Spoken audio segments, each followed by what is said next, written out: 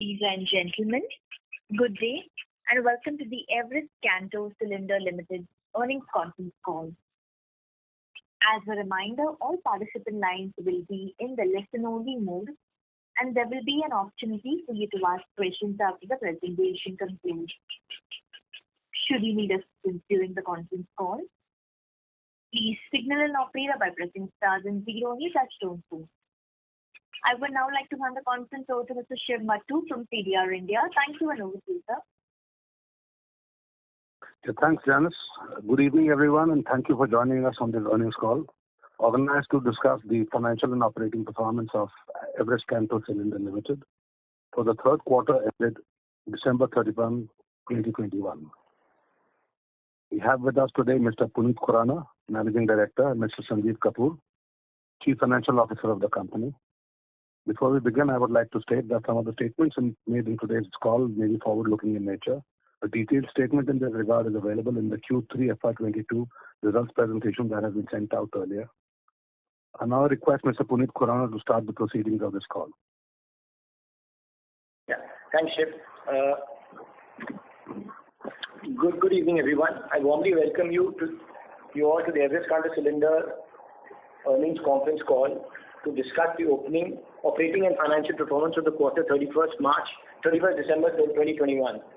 I would like to start with a quick introduction to the company for the benefits of those who are new to EKC. Our company is the largest manufacturer of seamless steel gas cylinders in India and has significant international presence. Our products have application in sectors such as automobile, healthcare, manufacturing, aerospace, defense, and among others. The gas economy continues to expand rapidly across the world, with the prices of crude oil rising considerably and climate change becoming mainstream to the global agenda. An increasing large number of countries are looking at developing gas ecosystem as the future of economic expansion. This includes India, that is targeting gas contribution to the country's primary energy mix to increase 11% in 2010 to 20% in 2030.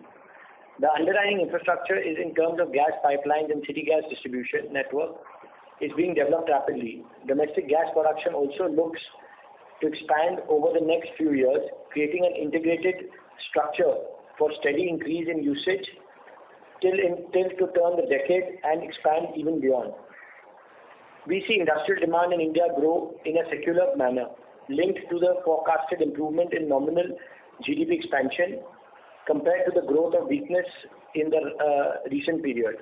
Industrial demand has traditionally been the key consumption base to our businesses. In addition, CNG is quickly emerging as a key demand driver with continued expansion in the city gas network across the country. CNG availability is expanding far and deep. The government has also institutionalized several policies initiative to support CNG growth in the country, including One Nation, One Gas Grid, implementation of BS6 and the vehicle scrap policy. The recent round 11 of CGD auctions covering 65 additional geographies, targeting 96% of the population and 86% area coverage in the country. 430 bids were received for these 65 GAs. For the gas infrastructure, players indicated their significant interest in participating in the potential growth opportunity. The number of gas stations operating in India have already tripled in the last 6 years to March 2021, crossing the 3,000 mark. It is now expected that we will have close to 9,000 stations operational in the next 4 to 5 years, with deep presence in every part of the country. CNG vehicle adoption across passenger vehicles and commercial vehicles already visible. This trend will also accelerate over the next several years. Similarly, initiatives are also being undertaken globally and EKC is fully geared to participate. Now to cover the Q3 performance, EKC has delivered strong operating and financial performance with the positive contribution from all geographical locations. Revenue were up at 88% to 464 crores in Q3. In India and UAE, growth has been driven by CNG adoption in auto sector, whereas US growth has been based on acceleration of industrial activities. Margins are expanded to 21% despite absorbing raw material and other cost escalations. including power and our costs, logistic costs, factory expenses. Profit before tax, excluding exceptional items and forex variations, was higher by 143%. Our brownfield expansion initiatives have increased production capacity in India to about 1 million cylinders annually. The second phase of brownfield expansion is expected to complete by the second quarter of FY23. We have recently acquired 53 acres of land parcel in Mundra, Gujarat, for our planned greenfield expansion. This site is about 30 kilometers away from our Kandla facility, and its proximity is expected to drive operating efficiencies and share cost benefits. Our balance sheet has supported the expansion capex as well as a large working capital requirement in the growing business. As a result, the ROCE has expanded 32%, and we see potential for further improvement as we continue to deliver as per plan. We now see near-term growth being driven by several factors. Firstly, we see continuous volume expansion from the increased utilization and brownfield initiatives already implemented. Secondly, higher pass-through and new contracts will improve realization. This will be followed by a second leg of brownfield expansion to be ready in 6 to 7 months from now. In FY24, we see Mundra greenfield facility increasing revenue capacity in India and projects in Hungary also being commissioned. As I indicated, Q3 financial performances have absorbed elevated raw material prices and sharply higher cost structures. Moving ahead, we are looking for improvised realization resulting in further margin firmness as a strong demand environment. Here I would like to indicate that we are focused on growth in absolute EBITDA, even more than revenue growth. This is a matrix that we track internally, and we become well because EBITDA reflects our ability to scale up volume, increase the contribution from the value-added products, and absorb organizational costs efficiently, whereas revenues see a reflection of volume realization as well as raw material volatility. Along with the EBITDA, we are focused on improving returns on capital to create more value for stakeholders. To close, I would like to reiterate that we now see several years of growth at EKC. Visibility of gas usage continues to expand across the world. At EKC, we are poised strongly within the emerging framework and will look to leverage our established framework and expansion initiatives to drive profitability growth. On that note, I come to an end of our opening remarks and would request the moderator to open the forum for any operational and strategic-led questions that you may have. Thanks, Sam. Thank you. Ladies and gentlemen, we will now begin the question-answer session. Anyone who wishes to ask a question may please press star then 1 on your touchtone telephone. If you wish to remove yourself from the question queue, you may press star and 2. Participants are requested to use handsets while asking the question. Ladies and gentlemen, we will wait for a moment while the question queue assembles. The first question is from the line of Krishna Agarwal from Niveshaay. Please go ahead.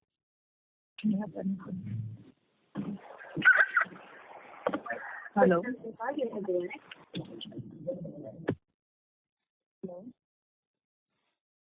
Ma'am, the line is unmuted. You may please go ahead with your question. Hello. Yeah, we can hear you. Yeah. My question is, as we're seeing the Time Technoplast is continuously focusing upon composite cylinders. So what kind of threat do we see from composite cylinders? So, composite cylinders are specifically meaning used, for a specific niche market. So we definitely, have products that are focused on gas transportation. And this is something that, the Time Technoplast products are more expensive in nature. So, there's a small little niche market for this. So at this current moment, we don't feel that, we would like to kind of focus on these products. With the cylinders that we are making, this is where we want to stay focused on. Okay. Also, sir, we are seeing that Maruti Suzuki and Tata Motors, they are continuously reporting good numbers in CNG variant vehicles. But as per my understanding, we are not supplying to Maruti Suzuki, right? Sorry? We are not supplying to Suzuki. No. We don't supply to Suzuki, but we supply to all other OEMs in India. Okay, sir. Thanks. That's it. That's from my side. Thank you. The next question is from the line of Mohit Khurana from Banyan Capital. Please go ahead. Yes. So my question is rather on the raw material side. What exactly is the raw material mix for you, and how do you think passing on the raw material pricing to the customers is going as of now? Do you need to raise prices? Because we haven't seen that in margin. Raw material, we are importing only one kind of raw material, that is seamless steel tubes. Okay. Yeah, and of course, we are always, passing on the costs ahead to the customers. We are our supplies, mainly to the OEMs or other things. There is a formula that we follow. Our raw material plus our cost of processing plus the margin, and then we pass it on to the customer. So is it the fixed rupee margin that you make, or is it in the percentage terms that you are allowed to? Allowed to? It's more of a percentage.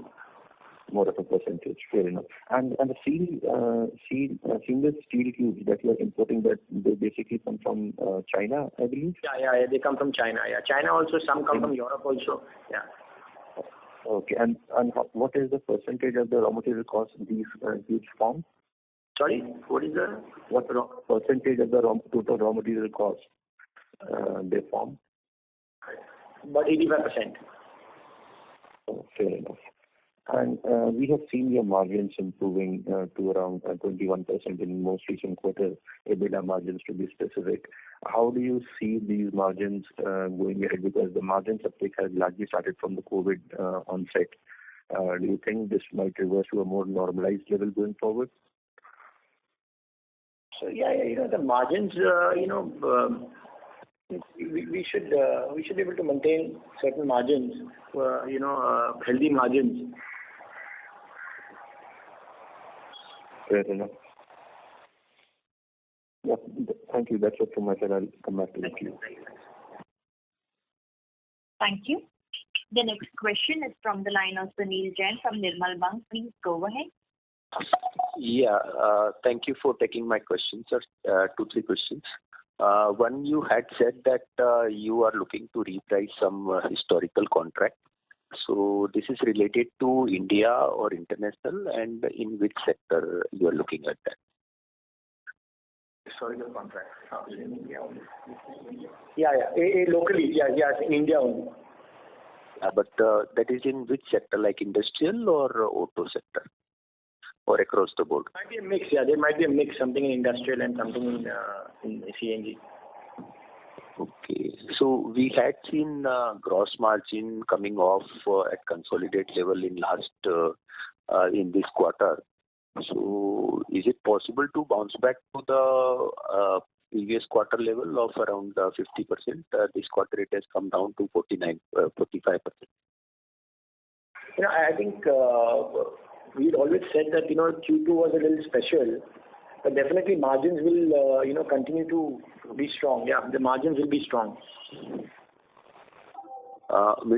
We can see some improvement from Q3 level or no? Yeah, of course. Okay.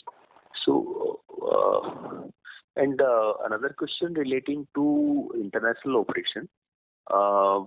So, whatever the revenue we had seen in the US since last 2 quarters, is that sustainable? Yeah, that should be sustainable, yes. Can we see some growth? How is the demand over there? So, US has already, been hit because of the COVID. So, they are just coming back. See, the last 2 quarters have seen some, comeback. So, I think that should, we are hoping that will maintain.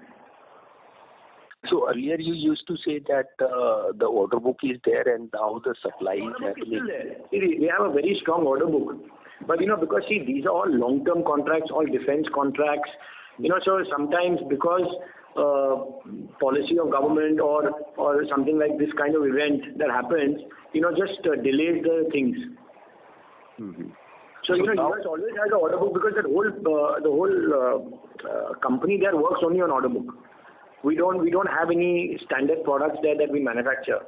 So the order book is still very healthy there. But only thing is execution of the order book and any event that happens like this. But now things have last 2 quarters things are coming back. So we hope it should remain in the same lines. And last question related to UAE.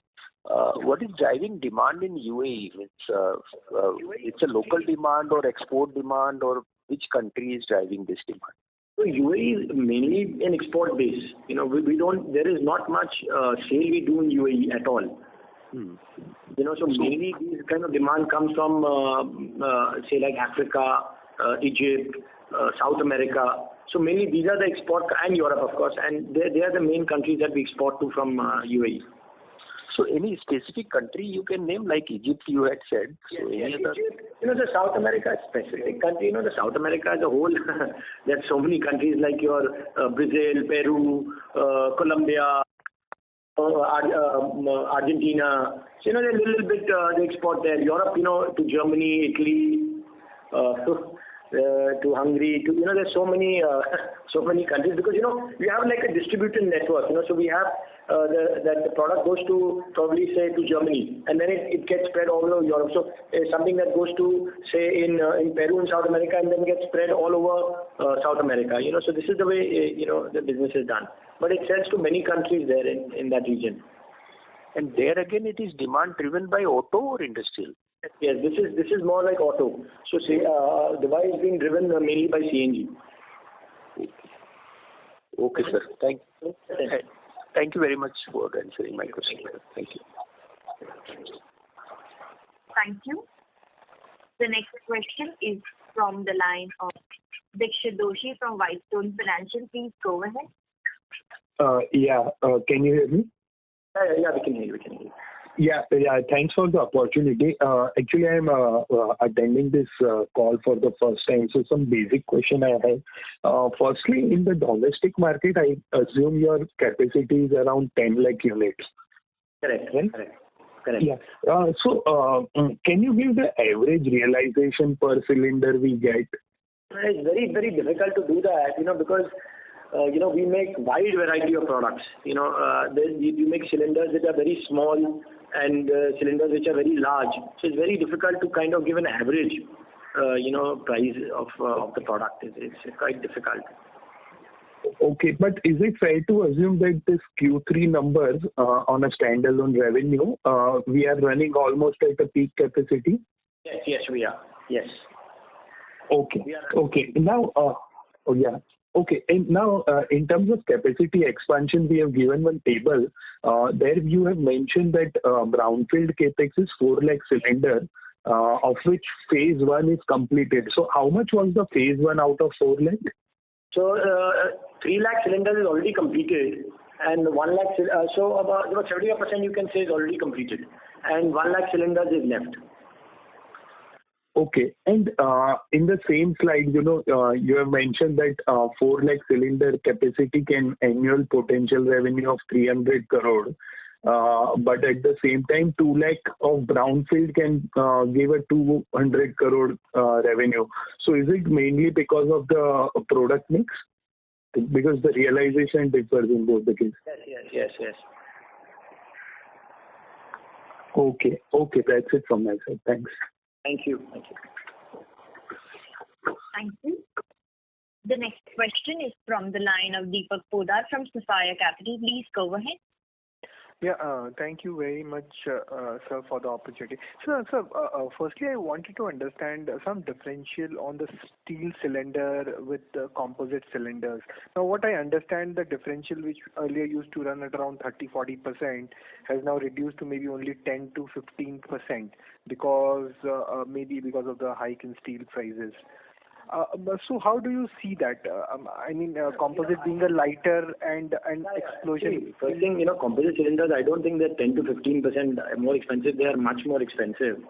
They might be at 25-30% more expensive than steel. First thing, and composite cylinders again have a different kind of they need a different kind of customer base, and they need a little bit more care. They're a little bit, because these are a little bit, like we are manufacturing on steel cylinders. These are with plastic liners inside. I don't know if I'm able to make you understand. Yeah. So these are, carbon composites with plastic liners inside. We are using all steel. So, all steel is of course a little bit more rigid to use, easier for the customers to use, much more strength. While in plastic cylinders, of course, the risk of strength and, the way you use it, and there's a lot of the care that needs to be taken while using these products. So a lot of education and a lot of care needs to be taken while using these products. Right. So, like in a nutshell, do you see that as a competition for our business, or Not really. We feel that steel cylinders will have their, and like I told you, composite cylinders have a niche market where the customer needs, gas transportation will be a market where these kind of products will, and we are continuously watching this market, so we are also keenly looking. In case we feel that the market has matured, we'll definitely be taking some kind of actions to be a part of it too. Right. Understood. And sir, on the EBITDA margin front, you did mention that we do expect some firmness in margin going forward, maybe driven by a higher realization. So I think in the past we have given 22 to 24% kind of a EBITDA margin outlook. So is that the range that we are looking at going forward, or there has been some change because of this raw material? Higher than that, but yeah. Okay. And any kind of growth outlook we have for next year? Growth outlook? Top line? There will be growth. There will be growth, because the brownfield is coming, so definitely there will be growth. Right. We'll be completing the brownfield, yeah. No, so there is what I wanted to understand. Now you did say you are saying that there will be growth. Now we are at 1 million cylinder capacity and working at about 100% utilization level. Now the next brownfield, I think 1 lakh is expected to come by mid of this year, and the greenfield will come in 2024. Right? Correct. And we are already running at 100% utilization. Correct. So what will drive the growth then for next 6 months or maybe 2-3 quarters? So we focus on value-added products. That will be the idea that we will focus more on. Okay, but that value-added product focus might increase our growth, might be 5 to 10%, right? Not more than that, right? A meaningful growth will only come once. Yes, so even the brownfield 100,000, yes, the growth might go to 15-20%. Yes, correct. Okay. Yes. I understood that. That's it from my side. All the very best, sir. Thank you so much. Thank you so much. Thank you. The next question is from the line of Sachin Kasera from Swan Investment. Please go on. Good afternoon, congrats for a good set of numbers. On the auto, can you give us a sense of how the market is shaping up on passenger as well as cargo? Because from what I understand, I think even the cargo market is starting to do well. So while most of the articles focus on the increasing trend of CNG in passenger side, can you give us a sense on how the cargo opportunity is shaping up? Cargo is what do you mean, like the ACE model? Is that what you're looking at, or? I'm talking about basically the ICVs or the LCVs or three-wheelers. How? Those are, of course, very, very, they're growing very, very fast. And, that has been happening for the last 2 years now. Mm-hmm. So all the cargo market is growing very fast. Can you give us some sense, like, for example, 2-3 years back, what was the auto mix between passenger and cargo, and what would be the mix now, broad sense? Sorry, I couldn't hear you clearly. Tell me that again. I'm saying, can you give us a sense, 2-3 years back, what was the mix of the auto CNG market between passenger and cargo, and how it is today? Yeah, 3 years back, the CV market, was like maybe 10% of the production of the OEMs. Now you're talking about 30%, 35% of the production moving to CNG. Sure. And how do you see this trend for the next 3 years? You see now stabilize at this 70-30, or you think that the cargo will continue to grow faster than passenger? Sorry? I'm saying, how do you see this trend in the next 2-3 years? Will cargo continue to grow faster than passenger? No, both of them will go, equally fast. See, it all depends on the CNG infrastructure. If, government has committed a large, investment on CNG infrastructure and the way the plan looks, today we are at 3,000 stations. If we are going to 5,000, 9,000 stations, definitely infrastructure available, the vehicle population will keep on increasing. No, that is well understood. My question was, while both will grow, will cargo grow faster than passenger if you have said for the next 2-3 years? I think both of them will grow fast. To put a percentage means I've already told you, that you're already coming from a very low base to a very high base now. Right? So you see the trend is happening. See, there is already a change in the customers' buying behavior. Mm-hmm. Right? A customer that used to buy diesel vehicle is already starting to, so every 10 vehicles that are selling, 3 are already CNG. So there is that mindset and the behavior of the customer to already go in for the CNG vehicle. Mm. So that change has already happened. Now only that how fast, because what is driving this growth is only infrastructure. That when a customer buys a vehicle, he sees that there is a CNG station available. Now, if that growth of CNG station is not happening as per the plan, definitely this growth will not happen because it all depends on infrastructure. Sure. My second question was regarding the new facility you are putting up in Mundra.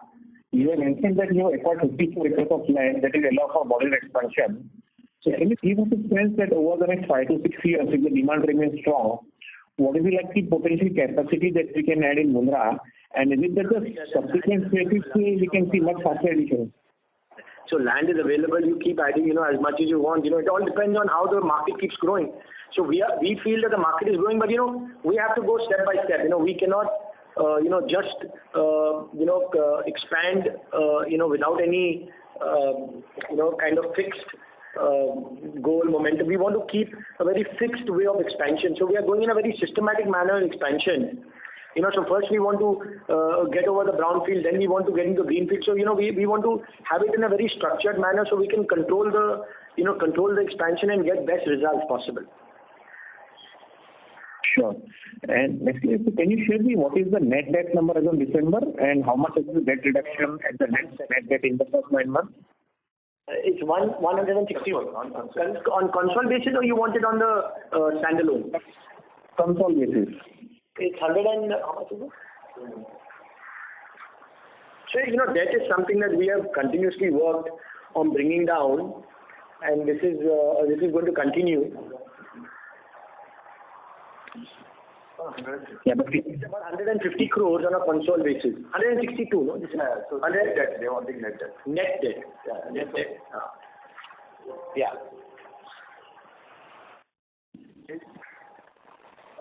137. And what was this figure as of March 2021? How much have you invested in the first 9 months? Yeah, it was the same. See, what has happened is, the company had a very large hangover on the long-term debt. That if you look at my FY20 number, FY20 the number was 255 crores. Yeah, but if we see for the first 9 months, your profits have been very, very strong. Yeah, are being deployed into running of the company, into expansion. So we've kept the net debt at the same level, though the business is expanding, and of course there is also a further plan of reducing another 40-50 crores over the period of time. Of this also, maybe you will see that in the coming few quarters that the debt will further reduce from this level also. Sure. And there have been talks in between and suggestions from investors to come out with a capital allocation policy over next from a medium-term perspective. Any thoughts on that? Can you share with us how do you plan to allocate the cash flows over the next 2 to 3 years? How much for debt reduction? How much for payout or buyback? How much for capex? So the board is still considering this kind of proposal. How they want to. Right now the company is just thinking about expansion. So we would like first to complete all these expansions, and then these things will follow. Because business is growing quarter to quarter. So we need to manage all that. In a way we want to see that we can be comfortable. Just one last question on competition. Do you see any risk that because of this, while the demand is strong, there's a lot of capacity that comes up and eventually that puts pressure on the margins in the medium term to short term? So, the only risk I see is the infrastructure. See, if the government has promised and committed a large infrastructure, then definitely all this capacity that are being planned or the capacity that we are planning, will get absorbed. Only thing is that infrastructure should continue to grow the way it's growing today. Today India is setting up at least 4 CNG stations every day. So if this kind of commitment continues by all the stakeholders, then definitely there's definitely this demand will continue.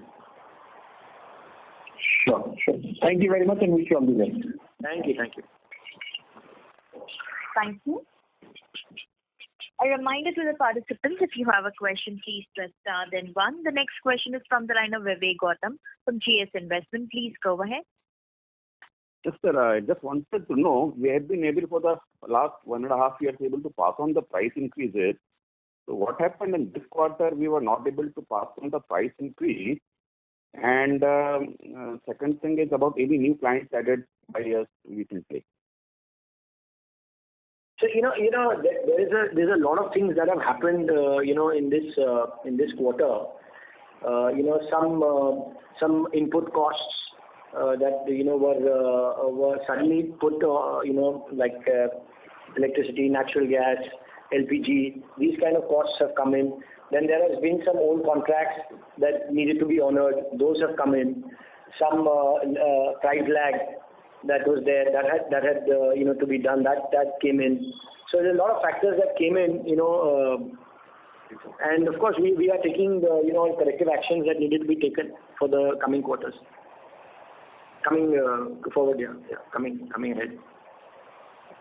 And sir, any new clients added in India and outside India, abroad also? New clients? No, not in India. I don't think we've added any new clients. Internationally, we can, I don't know, because there's, I can check that up and let you know about the international any new clients. But India, we haven't added any new clients. No. Okay, sir. And what about discussion going on with lots of automobile guys who are not yet coming to the CNG play? So there's lots of work under discussion with lots of people because CNG usually takes anybody who is putting up a new vehicle, and so there has to be a lot of prototyping and making the new designs and that. So there's a lot of discussion goes on. So these things take some time to kind of happen. And sir, this is basically, is there fungibility in our product? For example, oxygen cylinders might not be required, and our there is. Cylinders and retrofitting cylinders might be required, sir? Yes, correct. There is fungibility. Only thing is the availability of raw material should be there. The raw material, Maharashtra Seamless started producing it in India, sir? Yeah, they have started some production. So we are considering seriously to buy from them. We have done some tests and we have found them suitable. So that will help us in reducing the inventory, freight and other issues. Yes, definitely. Buying locally will be a very good advantage. How much can they scale up, sir? Sorry? Can these Maharashtra Seamless, can they beat up the whole of the demand, or is it very? I think they have capacity. Now, only thing is meeting the demand again will depend on their capacity where they are allocating because this is a very small business for them. So maybe if they have commitments to their oil and gas customers, we'll have to see. And sir, any threat from the EV and the opportunity from hydrogen cylinder? No, hydrogen is something that is, something in the future will definitely be there, will come. EVs, are still underway. I think there are a lot of discussion on EVs, but CNG, definitely there will be a coexistence of CNG and EVs. And last thing is about our company basically is the leader in the segment with 50% market share and very good ratios. Except for this quarter, the margins were also excellent. But still, the price earning for us is sort of down. So maybe due to the past corporate track record of our company and the Iran-US embargo, which affected us badly. So, what steps are we taking to sort of increase it, sir, and the company has definitely, done a lots of, looking inside on, which strategic businesses to be in. So we sold off China. We didn't think we needed to be in China. We sold off our subsidiary in Thailand. We didn't think we needed to be. So, we have always been, over the period looking at what needs to be done and what business the company needs to be in. And, see, we have come a long way of, doing these exercises, reducing debt. I mean, the company 3-4 years back, had debt of around 300 crores. So now the term loan debt is gone. So, company has done lots of things, over a period of time that have, kind of put us in this position. Now we can focus more on growth, product development, and, expansion and other things, where we should be doing. So I think we are well placed, as a company, as per the profits, as per the team, as per the international operations. And I think we are well placed, to see ourselves growing from here. And so last thing about the opportunity size in India. Yeah. And what about the gas Urja pipeline, Eastern India, Northeastern India? So that is where the great opportunity lies. More the gas pipeline, the more the opportunity goes on increasing for us every day, because the more pipeline means more CNG stations. So we'd be very happy if more and more pipelines come and network gets covered by pipeline. Okay, sir. Keep up the good work. Thank you, sir. Thank you so much. Thank you. The next question is from the line of Viraj Mahadeva, an individual investor. Please go ahead. Hi, Puneet, Sanjeev. Congratulations. I think you set a great foundation for growth in the years to come. Thank you. My industry checks tell me that demand has grown at 3 to 5x across the various subsectors, and that some CNG cylinder manufacturers are being forced to turn away or choose customers. Is this true? Turn away? I don't understand. What do you mean? You mean they not to supply to them, or? Yeah, you don't have enough of supply to cater to market demand. I'll tell you what. The thing is that now, let's take an example of a smaller vehicle, where you require a small capacity of tank. Yeah. Right. And then you have a market where, simply let's put it this way, so if you have a product that sells for, say, 7,000-8,000 bucks, when I can sell a product of 16,000 rupees, and as as the demand is large, and so everybody is really choosing how to, who to cater to and who not to cater to. Perfect. You've answered my question. So you can be picky in choosing the kind of business you want. Our company, we have a policy of, catering to everybody, because, this is a long-term this thing that we have to see. I mean, we cannot be trying only to make. I mean, we could be looking at only the profit sectors, but that's really not something that we want to do with such a large capacity and such a large expansion plan. And and you have a 20-year relationship with your customers, so you want to even cater to the small guys, even though the margins are small. But you need to continue doing those things. It's a balancing act.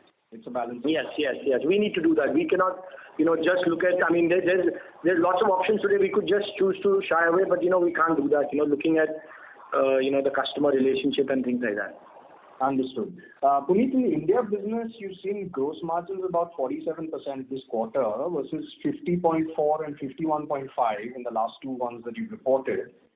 Per my estimates, in repricing your contracts and pass-through of raw materials, where you get a 3% bump up, hopefully, in gross margins, you should be able to generate 60 to 75 crores of EBITDA on an annualized basis, or 18 to 20% higher than FY22 of roughly 350 crores. Does that make sense, Sanjeev? I can't say. We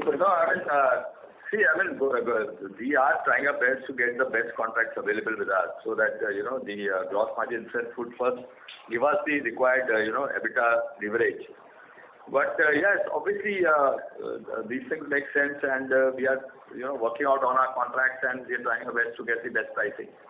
Fantastic. I just want to bring out the earlier question that was asked, that even with limited revenue growth of 100K or 1 lakh cylinders coming on stream for September, your EBITDA growth can still be well over 20% for the next year.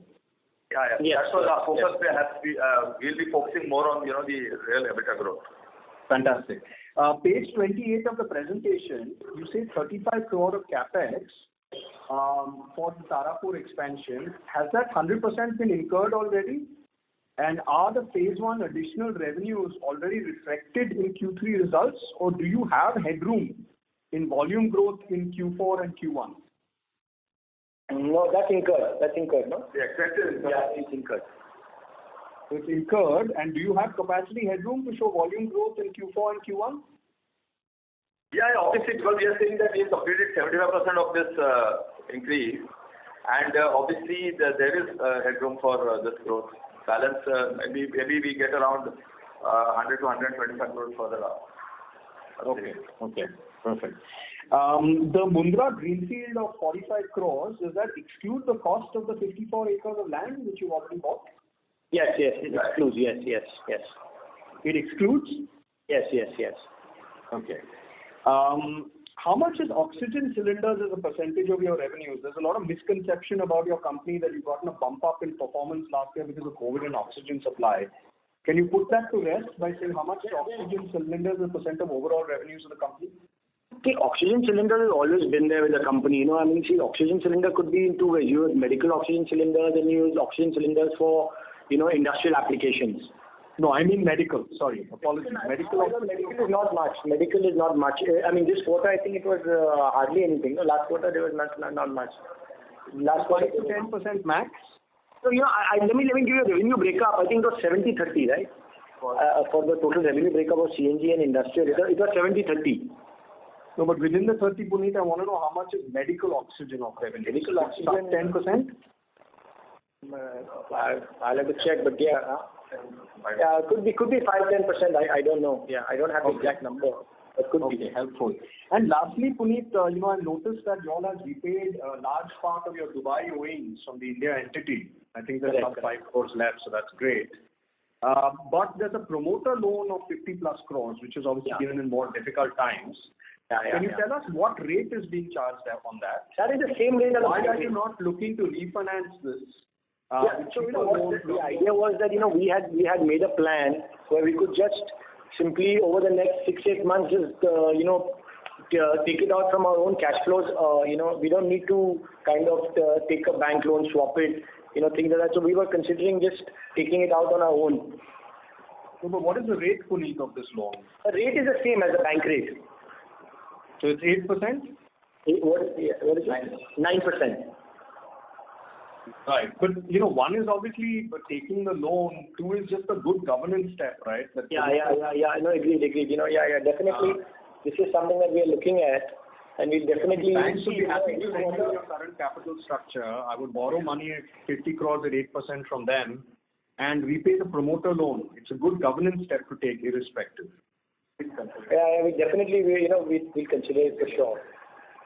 Definitely. Thank you. All the very best. I think you got some. Thank you so much, Viraj. Thank you. Thanks for your call. Thank you. Thank you. The next question is from the line of Bhavesh Kagal from HDFC Mutual Fund. Please go ahead. Thanks for the comprehensive PPT given here. Bhagesh here from HDFC Mutual Fund. If you go to slide number 13. Go ahead.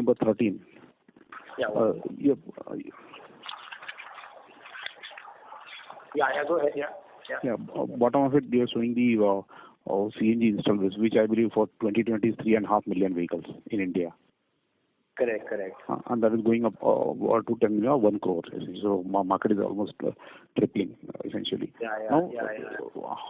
See, over about the next 8 years, how much market share we'll have in this? And the second issue is regarding the safety norm for you and your competitors also. See, in EVs, ultimately the battery maker is responsible for any fire or anything. In India, as the number rose very sharply in commercial vehicles and even in the individual vehicle, maintenance is an issue. So there will be some issues happening in terms of the safety hazard and accident. So what are the liabilities that a company like us has? Life of a vehicle is 15 years. Let me complete. Life of a vehicle is 15 years. So how much we give the guarantee for our cylinders? Usually CNG as such, has now, over 20 years in the country. Mm-hmm. So, it's not a new technology that is, being developed. So there is enough, the knowledge and safety norms and things like that is already established in this product line. Yeah, that's right. As per our product, we are authorized, we are supposed to be giving a life of 20 years to the product. Okay, 20 years. As per the standard, every 20 years the cylinders need to be scrapped. And my question regarding the market share from 3.5 million to 10.5 million, the industry in India is going. So your market share of, you're talking about our market share? Yes, EKC. Next 5-6 years, how do you see the thing? Definitely competition will come in. Market share to remain the same, we are at 50%. I think it's a very good market share. We'd like to keep it that way. But, we see again, we are continuously looking to expand capacity, and we have, all resources available to expand capacity. So definitely we will continue to expand capacity if the market continues to look strong. So we would like to first get over, like I said, our brownfield, then look at the first step of greenfield, and then look again, there is any further requirement, we'll definitely further again expand. So, we will definitely, and the kind of relationships that we have able to get over the last, 20 years in the customer base, gives us some kind of advantage and leverage over the competition in this product. Yeah, but beyond that, there is no USP for a product from manufacturer A to manufacturer B, his product and your product, because he will also adhere to a safety norm and the import also is from the same source. Or you feel no, there is a difference? Every product has a life cycle. Definitely, we have a lot of products that are still, very good, are still giving us good results and continue to be a little bit favorable, than competitors. But definitely, every product has a life cycle. Maybe probably when the competitors reach there, maybe we'll have to, go into some other products. So, that we continue to gain the advantage that we have. Okay. Thanks, sir. That's all from my side. Thank you so much. Yeah. Thank you. The next question is from the line of Prakash Prabhakar, an individual investor. Please go ahead. Hi, good afternoon. Hi, Puneet. How are you? Thank you. Congratulations to all of you.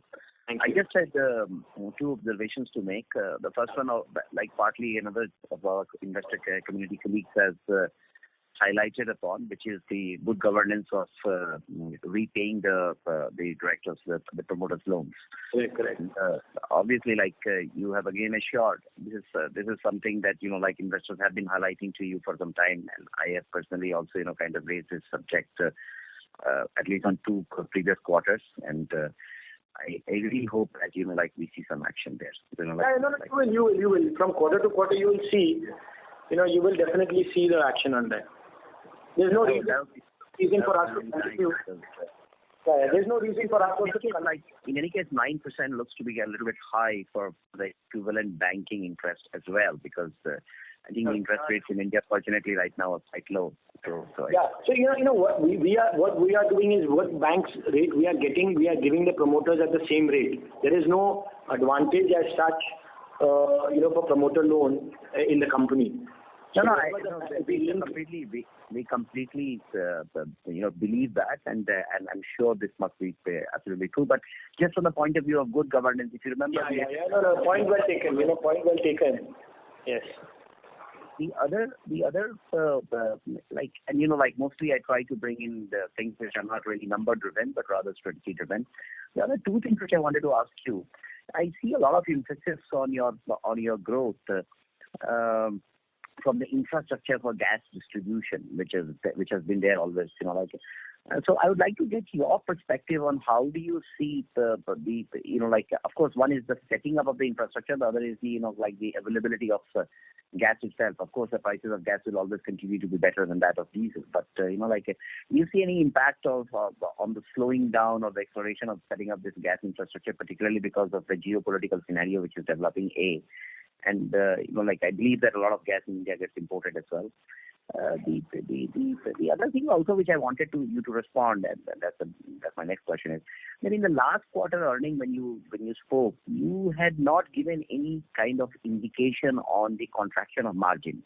So is this something which you were spooked by, or you were anticipating this and just missed to highlight this in the last earnings call? Sir, I think I'll answer the other ones first. Regarding see, there is government has been quite clear on the policy of the CNG and the gas infrastructure in the country. So there seems to be no let off. All the gas companies seem to continuously investing in this sector. Very heavy investments are going here. So we don't see them, any kind of let off as per the infrastructure layout is concerned. So there should be that should continue. Obviously gas prices and gas coming from international avenues, that is always going to happen. The gas prices will increase, but like you rightly said, it is obviously going to be below the diesel prices, so always an attractive fuel for the customer. Right. No, I appreciate that. Yeah. And the reason why you are not with Suzuki, because Suzuki is the largest market share owner of the automotive sector in India, right? So is it because the cars are smaller and therefore the cylinder realization is low? Is that because of that? No. It's just that Suzuki already has two vendors for the same product. So there's no room for a third vendor. Okay, considering that you are the market leader, you could not. Yes, we were not. Yes, we were not able to get the Suzuki business. Yes. Okay, fine, fair enough. And one final thing, So the other part of the question you didn't answer, that last quarter when you gave an outlook on the next quarter's earnings, is it the contraction? Is it something that you just had anticipated, or is it something that unanticipated happened, spooked you kind of thing? So that's one thing. And the other thing is that it would be nice to get some indication from you whether the company would be considering dividend payouts in this year or not. So something like that. Definitely, if the company consistently performs, then definitely board will consider this as a dividend will definitely be on their mind. And as for the margins, definitely, there are some, contracts and some input costs that have gone, has spooked us a little bit, and some lag in the raw material that, was not able to pass on through. So definitely these things have happened, in this quarter. Okay. Never mind. The business is a dynamic scenario of which that you will be able to recover from these, and yes, will be able to give us. We'll continue to pin our hopes on your indication that the margins will improve from here onwards, and we will soon be back to the levels of top margins. Thanks and best of luck. Thank you. Thank you. The next question is from the line of Ravi Naredi from Naredi Investment. Please go ahead. Thank you very much to give opportunity. At different locations, at what capacity we are running in the plants? 100%. Right now, almost 100%. Both the 100%. Okay, very nice. And secondly, in UAE we get 6% and US barely 2 crore profit, while our margin in India is 20%. So why we want to expand UAE and US facilities? No, we're not expanding in UAE. We're not making any expansion in UAE and US. We're not making any expansion in those. Okay. So old expansion, whatever capacity you are having, you are maintaining it, right? Yes. So sir, phase number 3, in which time frame 0.9 million to 1.8 million capacity expansion will take place, and what will be capex requirement along with working capital? It should be already announced. You can refer to the other. I think you can go to number 13. Page number 13 or 17. I think page number 3 I have seen. Where you have mentioned it I think page 28 capacity will be page 28 is more clearer. You can capacity expansion plan you have mentioned 0.9 to 1.8.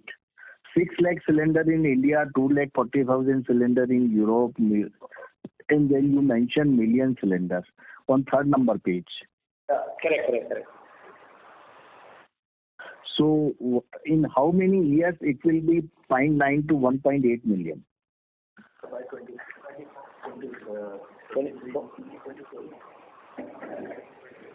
23-24.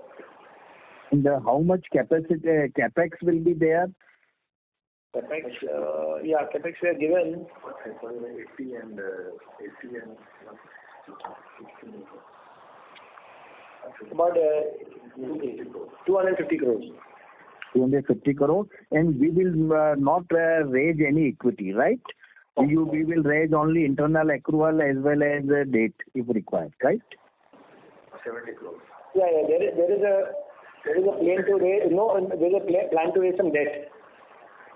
Okay. You are doing wonderful job. Thank you very much, sir. Thank you, sir. Thank you.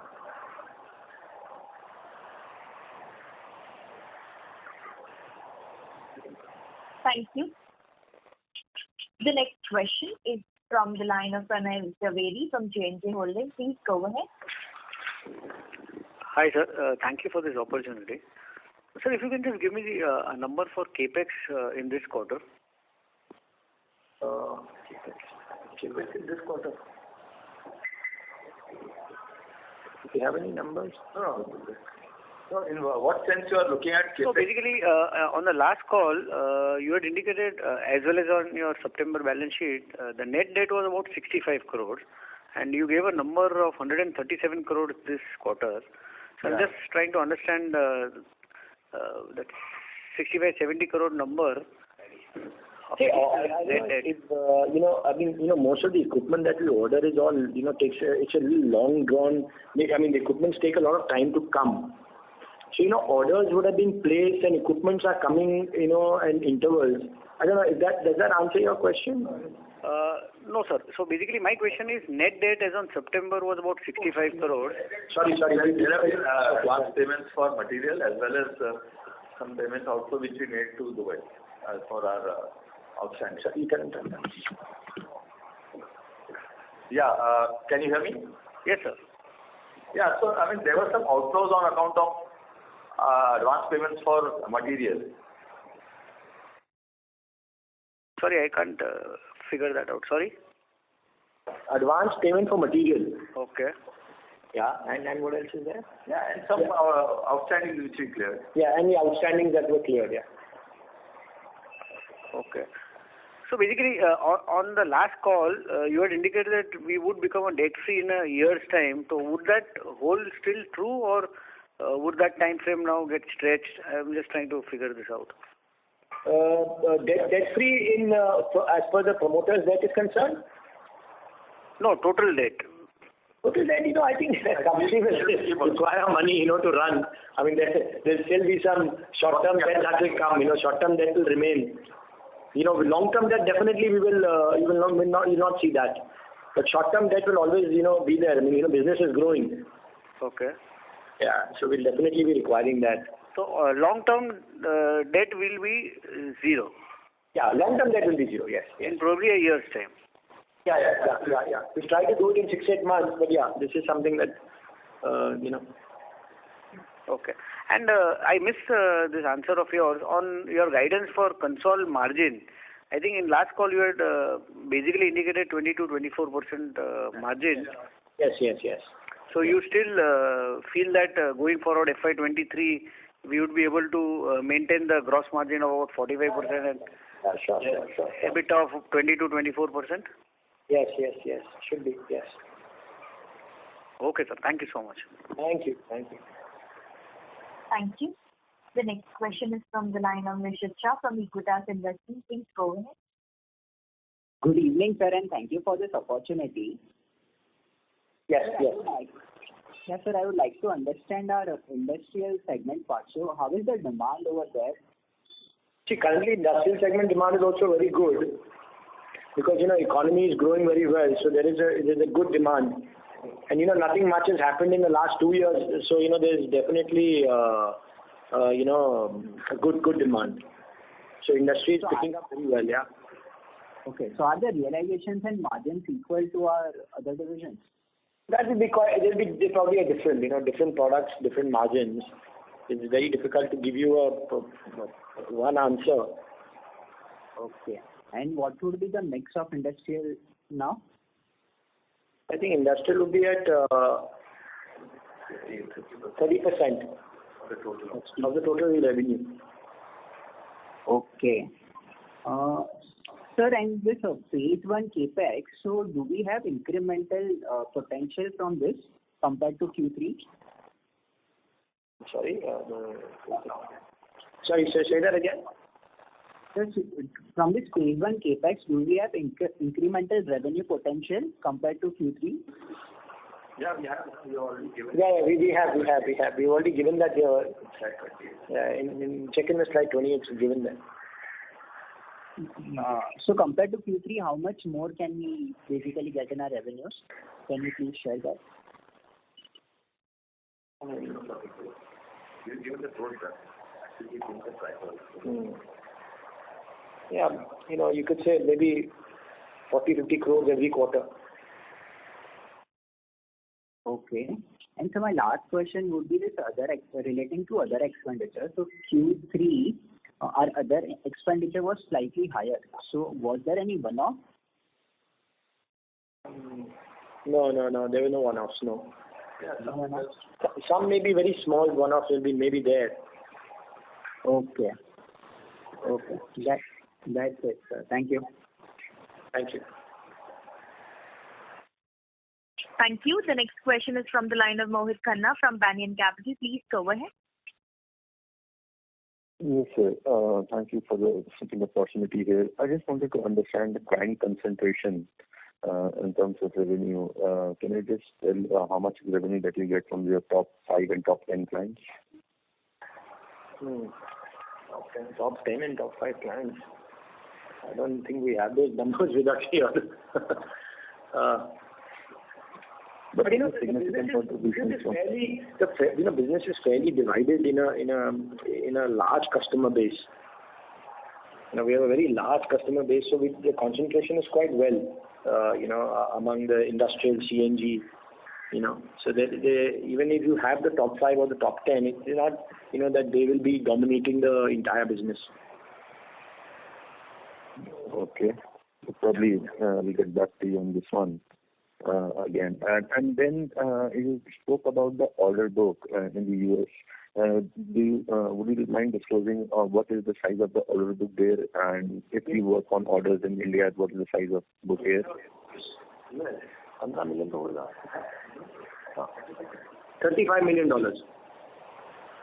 In the US and in India? Oh, India would be, you can say 6 months, order books, you can say, like 6 months of order book. Thank you so much. Thank Thank you. you. The next question is from the line of Mukesh Bhatia from Sequin Investment. Please go ahead. Hello. Yes. So congratulations on very good set of numbers. Thank you. I just wanted to understand a broader view that we have margins of around 20-24% right now. So do you see any other threat other than raw material prices, which also I think we pass on with some lag? Anything other than that could, hamper our margins going forward? No, not really. Not really. And do you see any competition that could, lead to the OEMs or the other players for you to compete at a better price? The competition has always been there in the sector. So, I think the landscape doesn't change. It's always been the same. Okay. Thank you, sir. That should be all. Thank you. Thank you. The next question is from the line of Rishikesh Oza from Robo Capital. Please go ahead. Hi, sir. How many units did we sell in this quarter versus the last quarter? Sorry. How many units did we sell in this quarter versus last quarter? The numbers, the quantity. No, we don't really disclose the numbers. Okay. But, so you said you were not able to disclose the realization numbers, but I feel they are quite high right now. So do you think these level of realizations are sustainable? Yeah. I think they should be sustainable, right? They should be sustainable. Okay, that's great. And also, sir, I missed out on your revenue growth guidance. So did you say a 15% revenue growth for next year? Yes. Okay, that's great. Okay. Thank you very much. Thank you. Thank you.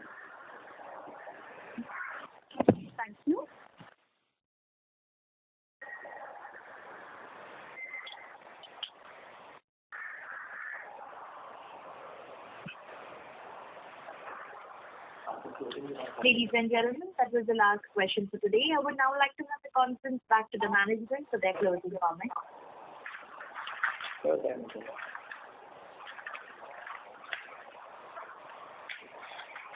Members of the management, you may please go ahead with your closing comments, sir. Okay. Thank you once again for your interest and support. We will continue to stay engaged. Please be in touch with our investor relation team, CDR India, for any further details or discussion. Looking forward for interaction with you soon. Have a lovely evening. Thank you. Thank you very much. On behalf of Everest Kanto Cylinder Limited, we conclude today's conference. Thank you all for joining. You may now disconnect your lines.